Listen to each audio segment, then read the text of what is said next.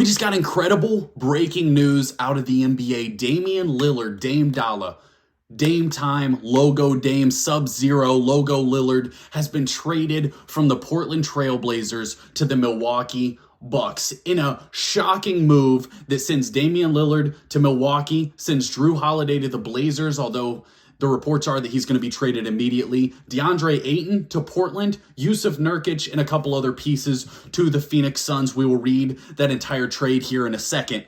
But this is shocking, shocking news out of the NBA. And the season is a month away, and we are starting it off with a bang. Players are starting to come back to training camp, and we are ready to roll. This was a crazy story because it was being reported for so long that Damian Lillard was wanting to go to the Miami Heat and that he would play nowhere else. The Miami Heat did not really have a good trade package for Damian Lillard. And it turns out that the package that the Bucks put together, the Portland Trailblazers preferred that to anything that the Miami Heat could offer. I think the Miami Heat were kind of playing their hand thinking that Portland wouldn't actually trade him anywhere else.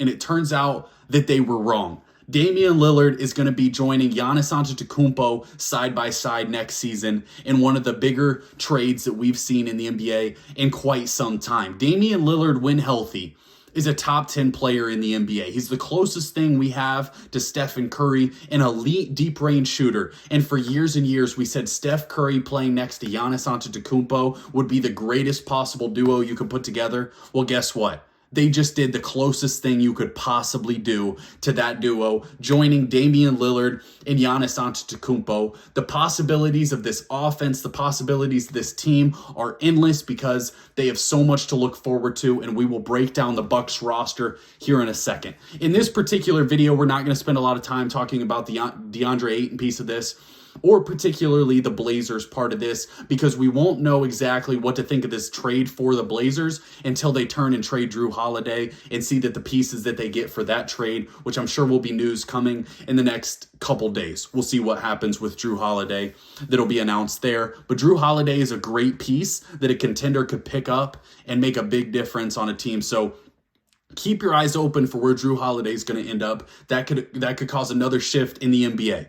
Before we get into this video, take a second to subscribe to the channel. We took the summer off, spent some time, dealing with some health things, but we are back for the NBA season. We're healthy, we're ready to roll, and we're going to be covering another great NBA season. Last year, we had massive growth. My NBA Finals pick was correct. My preseason Finals pick was correct of the Denver Nuggets, and we're going to continue to roll talking about NBA basketball, and we are pumped to do so. But let's start with talking about all the details of the trade. So the Milwaukee Bucks in this trade received Damian Lillard, and that's it. The Portland Trailblazers received Jrue Holiday, DeAndre Ayton, Toumani Camara, 2029 first-round pick, and then 2 pick swaps from the Milwaukee Bucks. The Phoenix Suns receive Jusuf Nurkic, Grayson Allen, Nasir Little, and Keon Johnson. Now, I want to look at this from the perspective first of the Milwaukee Bucks.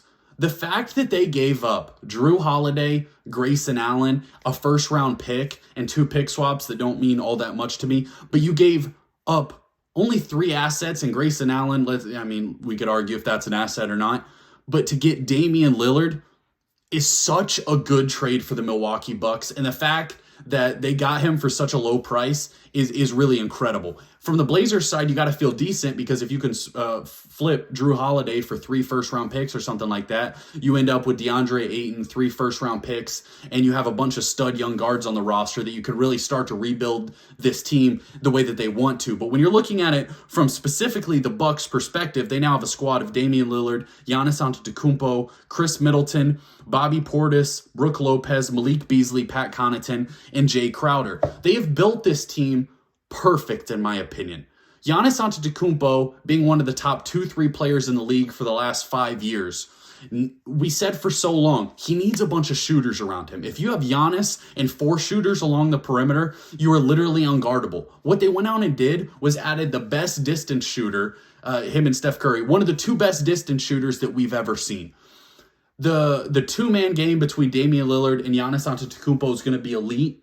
Damian Lillard's going to actually have space to shoot the ball, because if you come off of Khris Middleton to help on Damian Lillard, Khris Middleton's going to be drilling threes in your face all day. If you don't create a wall to stop Giannis Antetokounmpo, Damian Lillard is going to be drilling threes in your face all day. Brook Lopez, Jay Crowder can shoot. Bobby Portis can shoot a little bit. You're talking about a team that now has defenders in Khris Middleton and Brook Lopez and Giannis Antetokounmpo on the court. And Pat Connaughton can shoot. And you have now an elite offensive player in Damian Lillard. And when we watched the playoffs last year, what was the biggest problem with the Milwaukee Bucks that we said? One was coaching. They got rid of Mike Budenholzer, and I'm pretty happy about that. I don't think Mike Budenholzer was a great coach. I think he had really, really great players. I think when it came to postseason adjustments, we saw him struggle in that kind of realm of the coaching sphere. But when it came to late game situations, they needed a guy to close the game. That was Khris Middleton in their run a couple years ago. As Khris Middleton has dealt with injuries the last 2 seasons,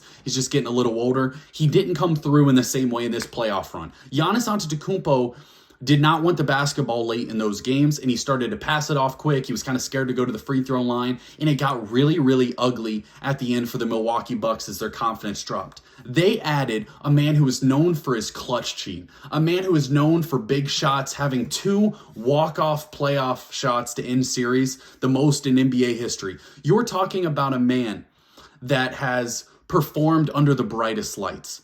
And now we'll have the opportunity to no longer have any excuses to not win a title. For years, Damian Lillard, we have lamented the fact that we don't get to see Damian Lillard in the finals. We don't get to see him really in big Western Conference series. They made the one against the Warriors, and they lost that when he had CJ McCollum. But now he has a true running mate. You're talking about a duo that couldn't be a more perfect match in my eyes. There's so many duos that are together, and I think of Jason Tatum, Jaylen Brown. I think of LeBron and D Wade. They weren't really good fits together, but these two together should be able to do real damage in the NBA and create chaos in the Eastern Conference. When you look at the landscape of the Eastern Conference, there are a lot of question marks going around. Miami lost a lot of their good players. They lost Gabe Vincent. They lost Max Strus.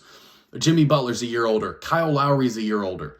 What is Miami going to look like this next year? Are they relying on Nikola Jovic and their new guy, Jaimez? I apologize if I said his name incorrectly. Are they relying on them? So you'd imagine that Miami takes a step back. The Sixers have no idea what's going on with James Harden. It's being reported that he's not going to show up to camp. We'll see what happens there. Boston just had massive roster overhaul. They got rid of Marcus Smart and Grant Williams, brought in Kristaps Porzingis, and it sounds like Malcolm Brogdon is unhappy in Boston at the moment. You are talking about an Eastern Conference that is wide open. Damian Lillard, it is your time. There's no more excuses. For years, you talked about all your loyalty and how you wanted the opportunity to play in these games.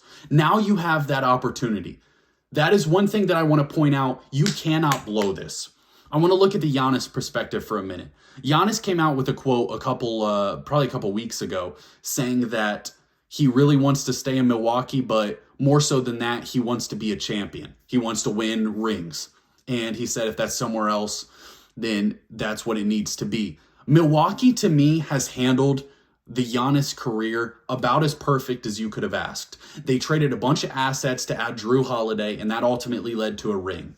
Then a couple years later, you start to see, hey, this team maybe is not quite at the level of competing for a championship when you look at how good the Denver Nuggets are. Maybe the Boston Celtics, you felt like improved. There's a lot of competition going on around the NBA. Western Conference teams are getting older. See a lot of young stars coming into the league and really progressing. Milwaukee had to make a move. And what they did was they went out and traded for one of the top 10 players in the league, like I said, when healthy, in Damian Lillard. Giannis said this, and in my opinion, I immediately said, Giannis didn't say this because I think he's actually wanting to change teams. I don't think he actually wants out of Milwaukee.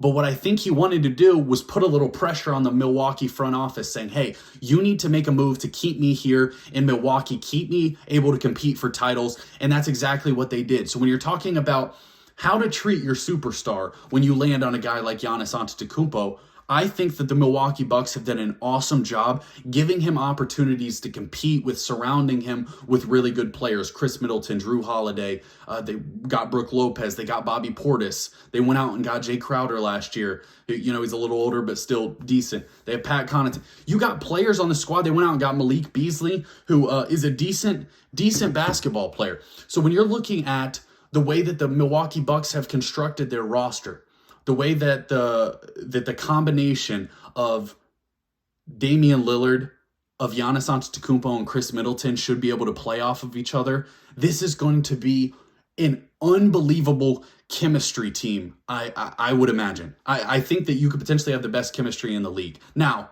the one question I do have was, Portland, did they try really hard to not trade Dame to Miami? It was being heavily reported that he would not play in other destinations. Now, I don't believe that Dame would sit the season out, but is he going to be truly as happy as possible? Is he going to be bought in? I would imagine yes, because I think Damian Lillard is that kind. I think he just loves basketball, and I think he cares about, you know, performing at a high level, competing, having the opportunity to compete for a title. So I think Damian Lillard's going to come in and give it his all, but it is something that we need to wait and see.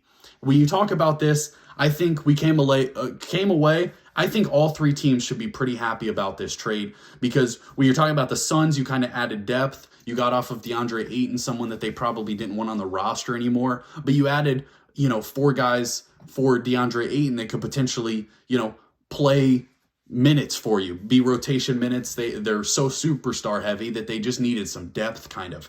And when you're talking about the Blazers, you added that first round pick, DeAndre Ayton, who you know, a lot of teams like around the league, and he's going to have a bigger role next to Scoot Henderson and, you know, some of their young guys on some of their young guards and perimeter players. And you got Jrue Holiday that they're going to turn in. Like I said, without first round picks go, you could probably get 2-3 first round picks out of Jrue Holiday and really talk about speeding up this rebuild. They did the right thing in getting rid of Damian Lillard. It was time. Damian Lillard did great things for the city of Portland. He did great things for that team. Last year, he averaged 32.2 points and 7.3 assists and 4.8 rebounds. That is ridiculous. And going back, I mean, Giannis last year averaged 31.1 points, 11.8 rebounds, and 5.7 assists. The two of them together are going to average 60 points.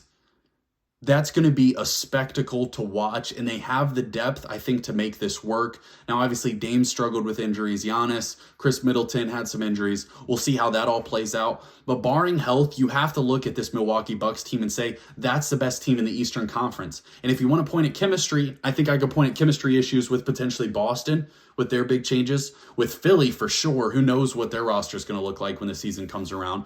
And this Eastern Conference is going to be a really competitive conference yet again, and really exciting to watch. That's all I have as far as my thoughts immediately on this Damian Lillard thing. We'll talk about the Milwaukee Bucks lots this year. We're going to cover a ton of NBA basketball. We're pumped to get back in the roll of things. In the coming weeks, we're going to start picking some of who we think will win MVP, who we think will make the NBA Finals. We picked it right last year. We're going to pick it right again this year. Guaranteed, as Charles Barkley would say. Appreciate y'all watching. Don't forget to subscribe. Cyborg is back, and Cyborg is out.